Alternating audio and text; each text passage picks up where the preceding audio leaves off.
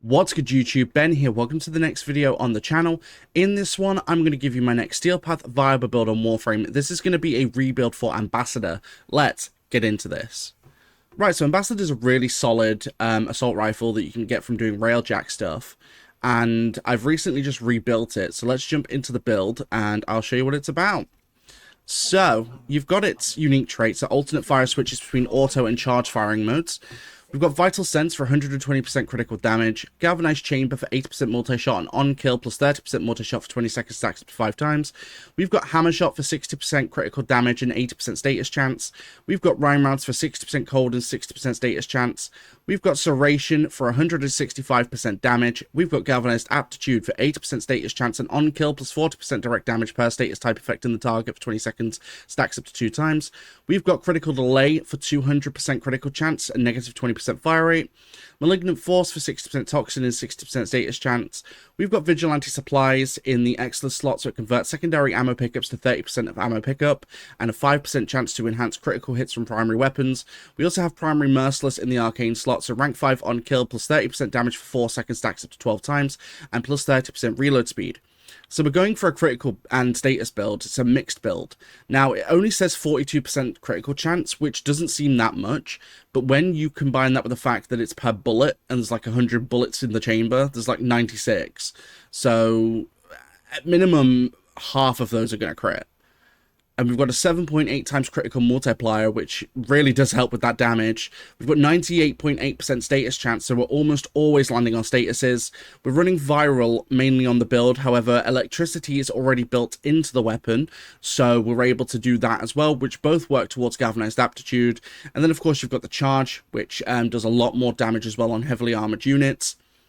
But let's jump into the mission. I'll show you what this thing can do. Alright, as per usual, we're Oxymoko in the Void, and I'll quickly explain why we're here. So the Void is one of the latest game areas in the game, so you're dealing with the Corrupted, and with the Corrupted, you're dealing with enemies with just health, enemies with health and shields, and enemies with high armor, giving you a more varied example of what your weapon / Warframe is going to do. I do want to quickly label that I label this as a viable build, so whilst it's viable for you to get through the Steel Path, it may not be viable for you to get to level cap, which is level 9,999 enemies. I also want to quickly point out as well that my Atlas Prime is not rocking any Archon shards that boost any kind of primary stuff. He's literally got 4 Archon red crystals that increase a melee critical damage, and then 1 amber crystal, which allows me to get energy from the start of the mission. So, let's jump in. So I've got Gloom active on my Atlas just so I can keep him alive, because he's tanky as it is, but so as you can tell, until you get your first kill, it's pretty slow, and then as soon as you get that 1 kill, that's pretty much it. Like, you just sort of annihilate everything. Of course, you want to aim for headshots. Now, the reason I didn't go for galvanized scope is because you don't need to. So, it's same with hunting munitions. You could run hunting munitions, but I don't see the point. Because a lot of the enemies you're going to be going through quicker than hunting munitions is going to proc. So, it really doesn't make much of a difference in that sense.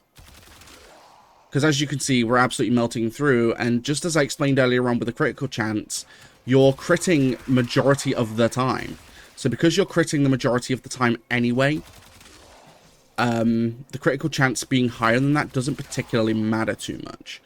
The only time it kind of matters is when you're using the charge shot, but even then, at the point you're using that on heavily armored units, you're going to be quite high on your primary merciless anyway, so your boosts are going to be hitting quite hard. Not to mention, you're also going to proc stuff like galvanized aptitude, which means you're going to be doing a bunch of status damage as well. But basically, you walk in and you kind of go ham, and I'm kind of happy because Ambassador's a weapon I've not used too much in the past year, because it did have a lot of damage fall off. Like, it just wasn't the best when it came to raw damage, but with this build, it works really darned well. Like, I'll be using this a lot more now that I've got a decent enough build on it.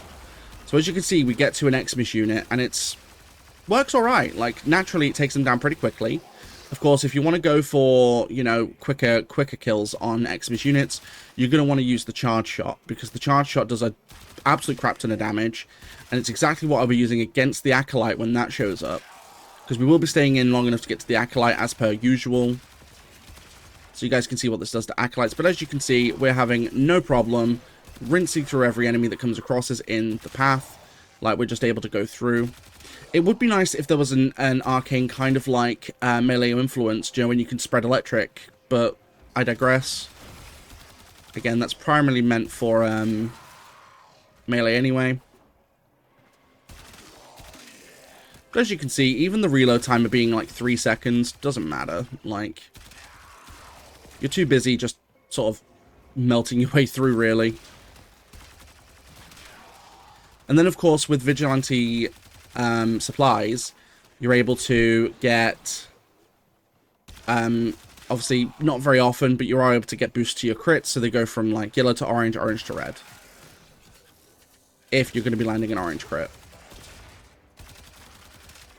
But to be fair, even with this build, you do land orange crits a lot of the time. So it's not as if you're not landing them, which is nice. But, of course, you're going to want to aim for headshots as well. But that's also kind of the reason I didn't go for primary deadhead. So the reason I didn't go for that is because whilst, obviously, it's more beneficial to aim for headshots, a lot of the time my accuracy can be a bit suspect. As in, sometimes I will just have a trouble time going for headshots in general. So because of that... So as you can see, we're taking down the eximus unit. It is slightly slow, which is why you want to switch to your charge shot for this. And then, of course, you're just able to completely annihilate the blitz eximus. And then you can always swap back to your standard shot. Because for stuff like normally heavily armored units, it's fine. It takes them down in like 2 seconds. But depending on the eximus unit, sometimes they can be a little bit harder to take out. One thing I love about this weapon as well is because of its fast fire rate, it also melts through nullifiers really quickly. Of course, nullifiers are a problem for a lot of frames because if you're heavily dependent on your abilities, either to stay alive or to do damage, nullifiers are a bit of a problem. But with this weapon, nullifiers they don't become an issue whatsoever. As long as you don't obviously get caught in its nullifier bubble as you're trying to take it out, you'll be fine because your abilities will just stay on. Right, the Acolyte's coming, which is great. I need to quickly wipe out the enemies in the area, because if I don't, I'm going to be run upon by everything. Right, okay. So, as you can see, we melted its shields in one shot. And then, of course, a lot of the other damage is going to be done by the viral procs and the slash procs that you're going to be getting. Just need to move out the way quickly because there's quite a few enemies building. Now, you can, of course, use your standard shots, which do decent damage. Like, it takes out the Acolyte. There's no question of that. But the charge shot does a lot more when it comes to the base damage. Bye. There we go.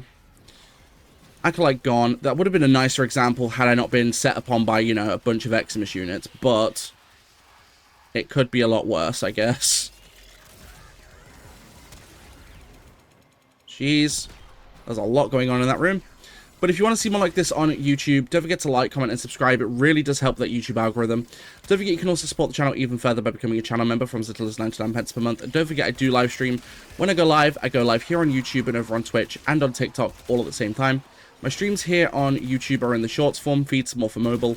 If you want to catch the exact same streams at the exact same time in full 1080p, feel free to join me on Twitch or on TikTok. Those links are in the description below.